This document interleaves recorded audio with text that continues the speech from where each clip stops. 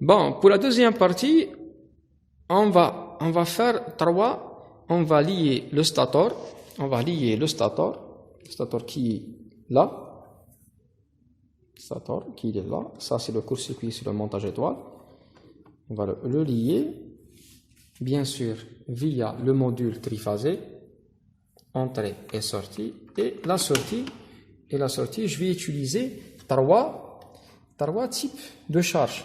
Ça, c'est une charge capacitive. Vous pouvez voir le symbole du capacité. Trois capacités qui sont variables. Ça, c'est de 1. De 2, je vais utiliser encore une charge inductive. Je vois très bien ici le schéma de l'inductance. Mais une charge inductive variable. Ici, nous avons 3 fois 900 var. Ici, on peut voir 3 fois 900 var aussi.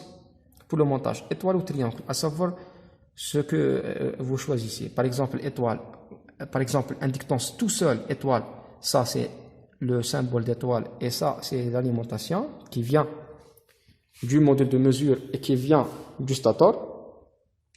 Ou bien triangle, vous arrivez ici par exemple et vous faisiez le triangle comme on a déjà expliqué dans les vidéos précédentes pour la machine asynchrone. Le triangle est toujours le même. Trois fils ou bien 3 barrettes qui sont en parallèle et qui sont en même temps perpendiculaires par rapport à l'entrée.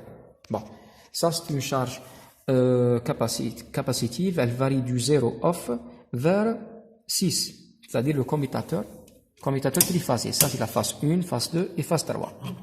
C'est-à-dire vous voyez de off vers... Off ça veut dire quoi? Off ça veut dire circuit ouvert.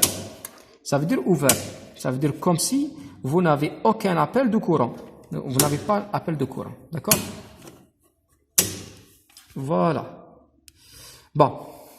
Ici, la même chose. Une charge inductive qui est dans le commutateur numéro 3. D'accord? Sachant que la valeur, on peut tirer la valeur du courant à partir de la puissance réactive et à partir de la tension en même temps. D'accord? Ça, c'est une charge purement inductive, purement capacitive et purement résistive. L'ensemble, on aura une variation, à savoir le pourcentage du puissance réactive, capacitive et inductive, à savoir le pourcentage. Et ça, c'est une charge résistive, je l'ai déjà expliqué. Juste une petite remarque. Si je mets le commutateur 0, même remarque pour la charge inductive et capacitive. Si je mets le commutateur à 0, ça veut dire le circuit il est ouvert. Il est ouvert. Qu'est-ce que ça veut dire ouvert? Ouvert en fait, ça veut dire il n'y a pas d'appel de courant, il n'y a plus rien. Si je mets le commutateur dans numéro 1, pour les 3 phases, pour créer un équilibre de phase pour la charge, ça veut dire quoi? Ça veut dire ici, la charge résistance, puisque c'est une charge résistive ici, voilà le symbole de la résistance. Ici, on va choisir celui-là, étoile, qui correspond au couplage étoile du stator. Ça, c'est une charge maximale. C'est pas le 6 qui est maximal, c'est le 1 qui est maximal. Ça veut dire l'appel de courant est très faible ici, pour le 1. Et dès que je monte dans le commutateur 2, 3, 2, 3, 4, 2, 3, 4, 5, 6, lorsque je monte, le courant augmente et la charge diminue. C'est ce qu'on appelle proportionnel inverse. Vous voyez, c'est très important du point de vue physique. L'augmentation du commutateur, ça implique une diminution de charge, ça implique une augmentation de courant. Parce qu'en fait, pour la charge résistive, le V est égal à RI. Ça veut dire la résistance, le courant I, l'appel de courant du stator, ce stator-là, il va nous générer une puissance qui sera fournie dans la charge en fait.